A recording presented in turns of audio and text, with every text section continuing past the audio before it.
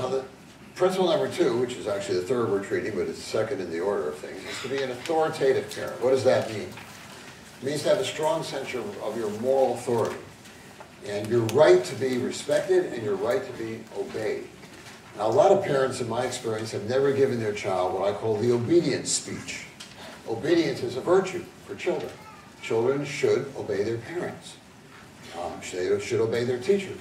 But many kids do not have this understanding. They don't understand that they have an obligation, a duty to obey a person in a position of authority over them.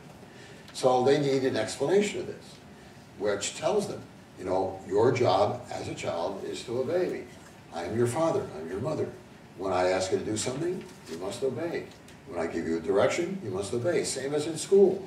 When the teacher says do this, go there, sit still, go to the cafeteria, you obey the teacher. And this is what children do. Adults are in charge. The teacher's in charge at school, we're in charge at home. Now, if you do not obey, I'll give you one reminder. I might hold in my hand, or I might say, remember our talk about obedience? That's a reminder. Then there has to be a consequence. What do you think is a fair consequence if you do not obey? And then you work out the consequence, make a plan, and follow through. So many children have never had parents give the obedience speech that lays the foundation for them. Now, the work on authoritative parenting was initially done by University of California psychologist Diana Baumrind. Baumrind went into families, much as that other anthropologist went in and observed families in Los Angeles. She went into homes at 2 critical junctures, right before dinner and right before bedtime. So imagine that, you know, you're part of the study. She's right in your house. She's observing how you handle the kinds of stresses that often occur before dinner. How do you deal with the things that often happen before bedtime, when tempers are sometimes frayed and kids are tired and you're cranky. And so she saw families dealing with these challenging times of day. And she observed 3 different styles of parenting. Now, most people were a mix of the 3 styles, but they had a dominant style. The first style she called authoritarian. These were parents who did a lot of yelling, and sometimes screaming, a lot of barking and booming, a lot of top-down authority, often harsh, not a lot of love, and not very much use of reasoning. So this is a heavy, harsh use of authority. Parents were very confident of their authority, but it wasn't tempered with reasoning and love. The second style is permissive. These are parents who had a lot of love, but they were very weak in their authority. And the kids basically ruled the roost. The kids were in charge. They did what they pleased. The parents had very little discipline, and the house was, as you can imagine, a bit chaotic as a result. Now, the third style of parenting was authoritative. These were parents who had the following combination of qualities. They were high on love. They were confident in their authority in setting rules. They used reasoning to help children understand the logic behind what they were asking their kids to do. They listened to their child's feelings if they were expressed respectfully, but the parent reserved the right for final decision, and they encouraged self-reliance. So an interesting combination of valuing obedience on the one hand, but also valuing developmentally appropriate independence and self-reliance. So these were the most, it turned out, the most successful parents. The children were preschool age when this study was done, the original study that Baumrind did, and she found that the kids who had authoritative parents were the most confident, competent, and socially responsible in the preschool environment. So authoritative parenting was the most successful. Authoritarian parents produce 2 kinds of kids.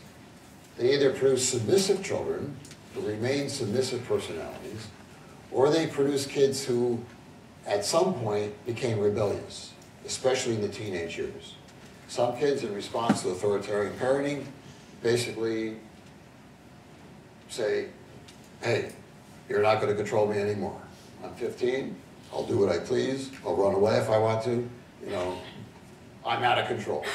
So at that point, the parent's authoritarian style no longer works. Or the person remains a submissive personality. Kids who are raised in a permissive household end up being spoiled brats. They end up being recovering spoiled brats. Now, at all developmental levels, because later research was done of older kids. In fact, Baumrind did a study of 9 and 10-year-olds. Same findings. Authoritative parenting, the most successful.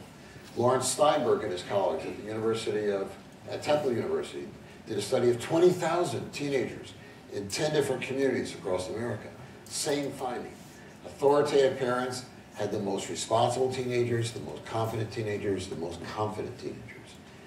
So this style of parenting, confirmed by studies across the developmental span. Now, many parents need help in being authoritative. They need to learn how to say no. Somebody has written an entire book about something, 27 ways to say no. Here are 6.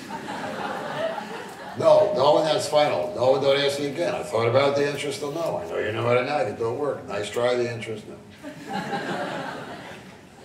So parents need to actually practice saying no, because in many cases, the kids will nag and nag and nag, and the parent eventually gives in. The other thing is to have a zero tolerance for disrespectful talk. Now, maybe you've permitted your child to speak disrespectfully up until now. You can still change that.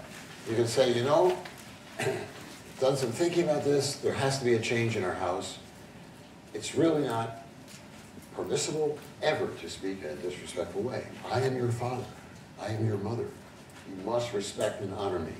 We would tell our sons, honor your father and mother was 4th in the 10 Commandments. Above, thou shalt not kill. You know, it's way up there. So God considered it pretty important, and so did we. You have to honor your parents. Treat them in a respectful way. Now that means that there's a line that kids can't cross. And if they step across it, they need immediate corrective feedback, immediate correction. What is your tone of voice? How are you speaking to me? If you continue to speak like that, what will happen? And then there needs to be a consequence. And work that out ahead of time. What will the consequence be? And the respect has to be tone and content. And kids, in the beginning, I've had parents say, you know, I talked to my daughter about, after I came home from your session about, you know, being respectful, I wanted her respect, it wasn't going to, and she didn't understand what I was talking about. She didn't understand what she had said that was disrespectful. And the mother realized, because she hangs around with a group of other teenage girls who all talk with their mothers like, and, you know, and the girl had internalized this tone of voice, and so she didn't realize when she was speaking to her mother in this disrespectful tone. So you have to demonstrate for your kids. You can even be upset with you. You can say, Mom, you're not being fair. You're not being fair. That's not disrespectful. That's genuine feeling. You can say, okay, let's talk. You know, why do you feel I'm not being fair? I want to hear your feelings, and I'll explain what, you know. But that's different from saying, you don't know what's going on. You're so old. You're out of it. You know, I mean, that's a different. That has a tone of contempt. So kids need to understand the difference. So we may have to demonstrate the difference between the two.